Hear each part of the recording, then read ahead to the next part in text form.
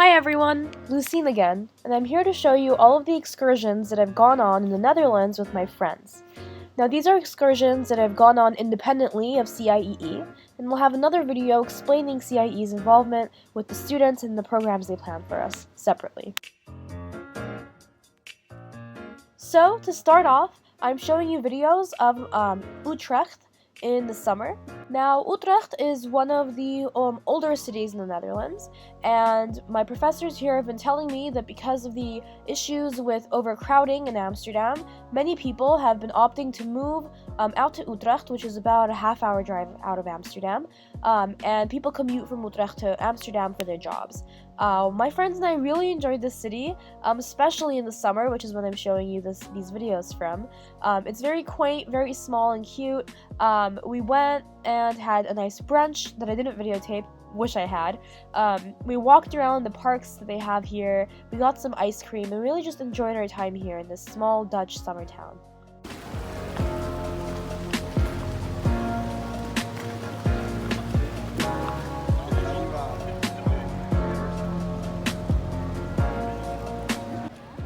Wow, hello. It's too hot out here. Well, yeah, that's true. How's it going? Hello. Hello. Hot. That's right.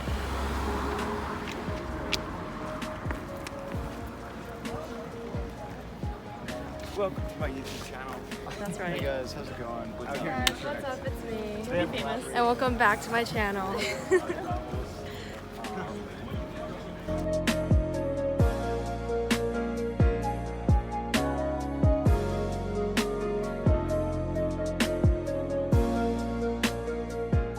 So, as you can see here, my friends and I spent a great deal of time walking around the city. We ended up happening across this tower that we still don't know really what it was, but we walked around it and we kind of basked in its mystery. After walking around that tower, we were really just roaming around the city all day, really just enjoying the warmth that came across the Netherlands that day. Definitely a part of the culture here is that when it's sunny, you run outside and then take in the sun as much as you can because it's so cold and rainy most of the year. You really want to take in those sunshine rays while they're out there for you.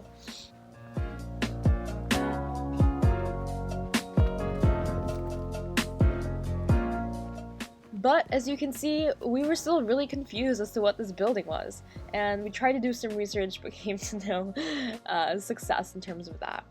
Here we're really just enjoying the canals and the beauty of the summer coming to a close, and there were lots of tours of people just drinking and having a good time on their canal boat tour.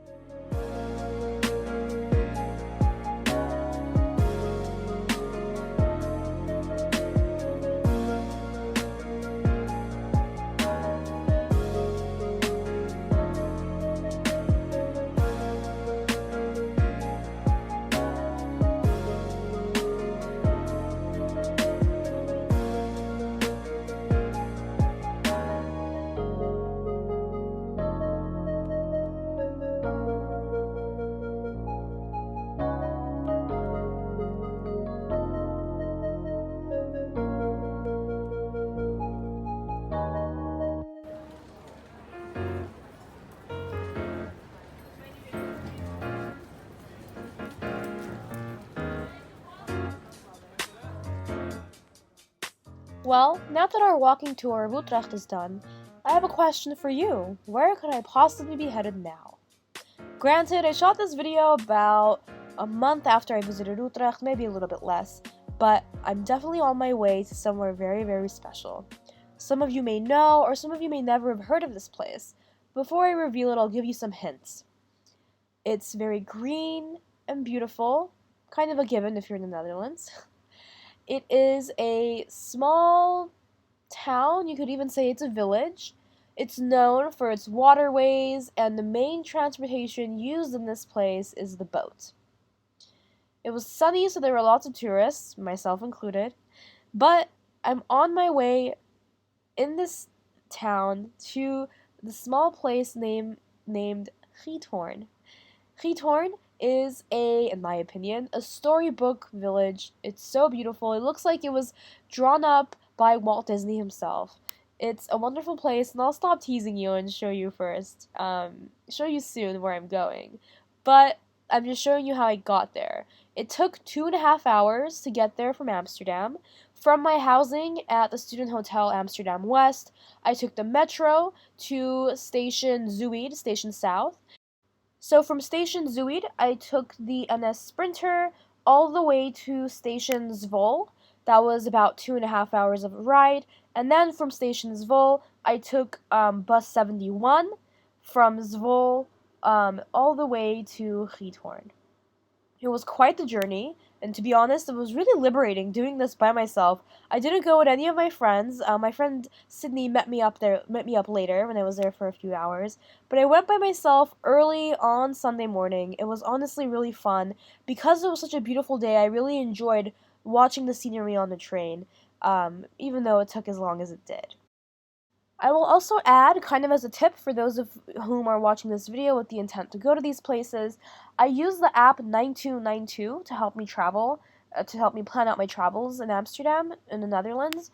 It's a Dutch app that's specifically geared towards Dutch transportation, although Google Maps, just because I was double checking, Google Maps also gave me similar instructions as to how to get there. So those two apps are very, very useful for you if you want to figure out how to get somewhere with the public transport. Now, I'll stop teasing you, and without further ado, here's Giethoorn.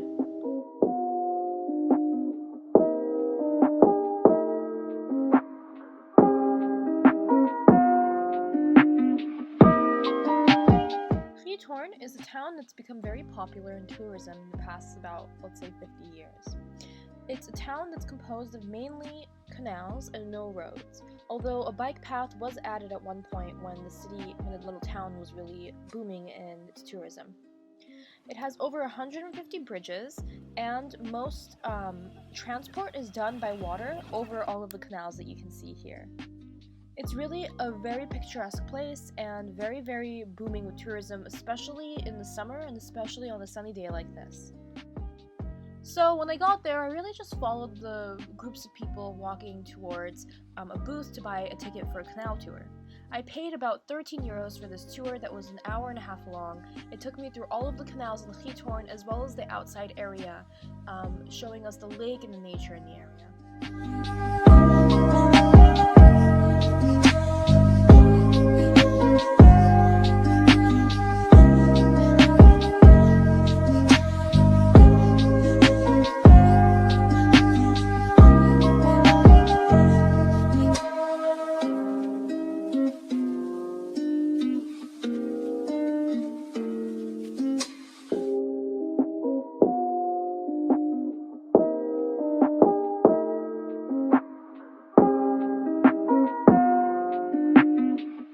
I really think these videos speak for themselves in showing how beautiful this place is. Some of these houses are very, very expensive, and the real estate market here, as you can understand, is pretty good, is really strong.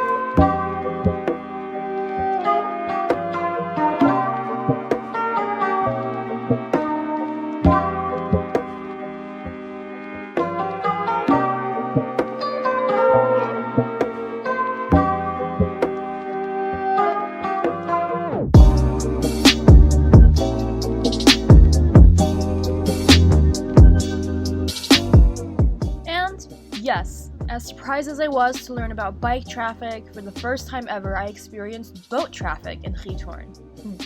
It did take a while for us to exit the canals, but it was really funny seeing the boats struggling to get through, and some of the smaller boats where you had individual people moving them, they would bump into each other, and it was really a nice, fun time with everyone, just laughing at the situations they were in here.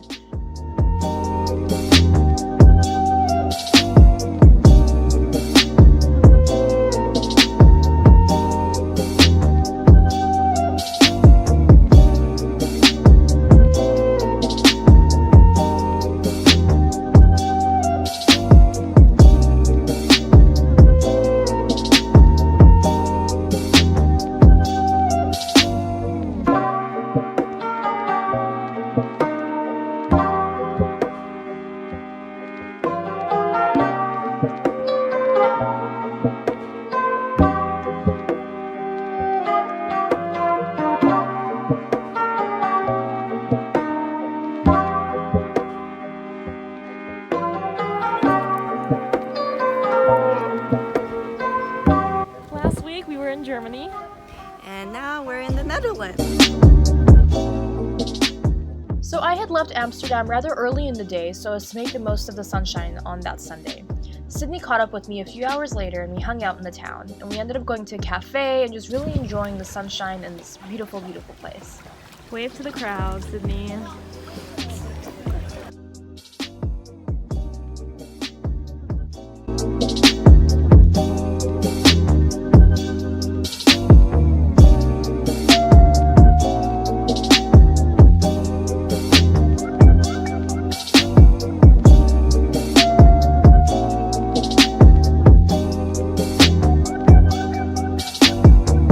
Now we hop on the train and we go to a different town. This one is closer to Amsterdam than Giethoorn was. It's the wonderful village town of Zaanse Schans. I really hope I'm pronouncing that right, I'm really trying here. But it's a wonderful place and it's adorned by at least 5 windmills that are actively working.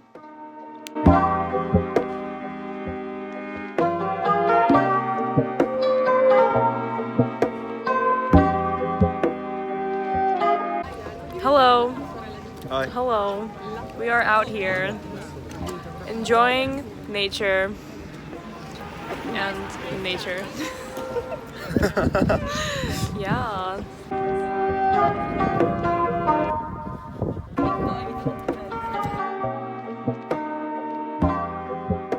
My friend Kyong and I took advantage of another sunny day in the Netherlands, this time in mid-September, to go explore this awesome place. Kyong has some botanical knowledge as he explains some of the greenery in this town. Yeah. It's Yeah. lichen. What? It's lichen. It means it's really good for the air. Like it Oh. means that the air is so good because it's very sensitive to where it grows. That wherever it grows, that means the air quality is amazing. Interesting. Los Angeles could not relate. Is that an Albert Heijn? Oh my god. Yup, our travels were full of fun conversations like that often took a turn to the many beautiful things that we were seeing in front of us, such as these wonderful polders that we've learned about in our social policy class. Polders are those structures that you can see on the right side of the screen, the really green grass that's in the water. They're actually not so much structures as reclaimed land from the sea. And way back in the day when the dikes were not as strong and sufficient as they are now, well, really, polders were used by farmers to reclaim the land that the sea was basically gobbling up. And polders and their maintenance required a lot of team effort and community effort. And some political scientists attribute the current political system that the Netherlands governs under as being influenced by this kind of inherent tradition of community in the Netherlands, because the current political system has coalition governments where you have multiple political parties that are working together.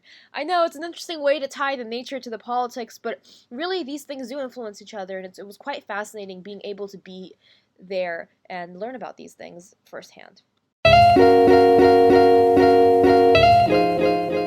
Our time time in this town would not be complete unless we had a tasting of the wonderful cheese that this village produces.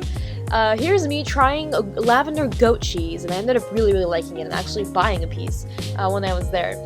It was really cool seeing how they actually make the cheese in this town, and I really suggest that if you get a chance to visit this place because it's quite wonderful.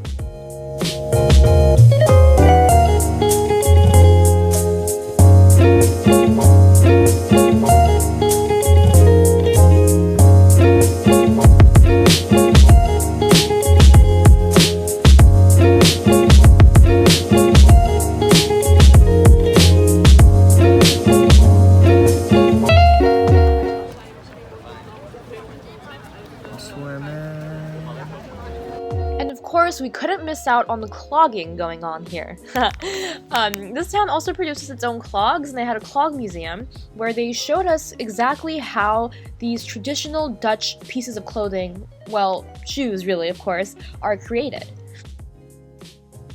They had old clogs, new clogs, leather clogs, painted clogs, wooden clogs. Of course, it was wonderful. There were so many options to choose from, ones that you could wear yourself, keychains, postcards, everything clog-oriented. This museum had it. As you can see here, this is how they make it in the modern day. Our guide over there, who was explaining how it all worked, told us that back in the day, it would take up to more than 2 weeks to actually produce a piece, the piece of wood for making a clog. And as he later showed us, I didn't catch it on video unfortunately, but he said the wood is so fresh that if you blow into the shoe, water will come out, and he did exactly that. So these clogs are really wonderful for the winter time here in the Netherlands, because it gets so cold that you can wear thick fuzzy socks in these wooden shoes and they keep you nice and warm until the cold is really over with.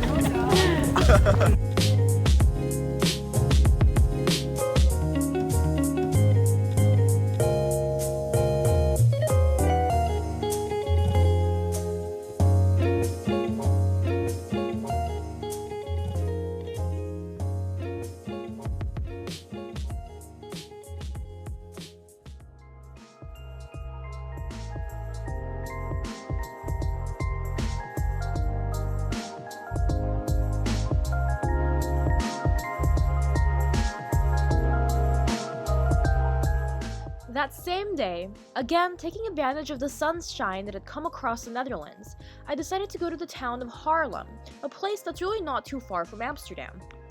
Haarlem was really quite pleasant. I walked around by myself for about an hour or two, really just taking in all of the sights.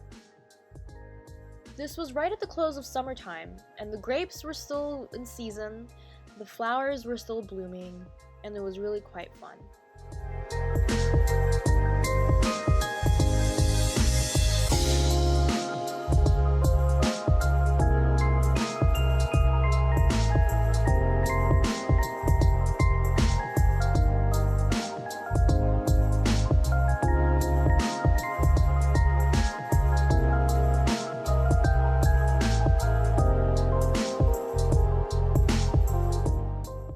Being there alone and just taking it all in by myself, but also I really wanted a picture from one of the beautiful buildings, and I was lucky enough for someone who offered to take a picture of me on the bridge here.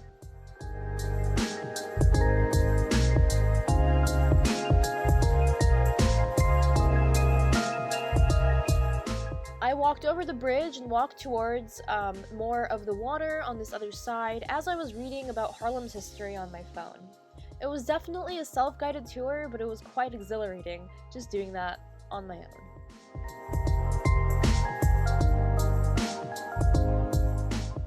Well, this is it for my video on some of the excursions I've gone on while here in the Netherlands. I hope you enjoyed it, and I definitely have more content coming up for you soon.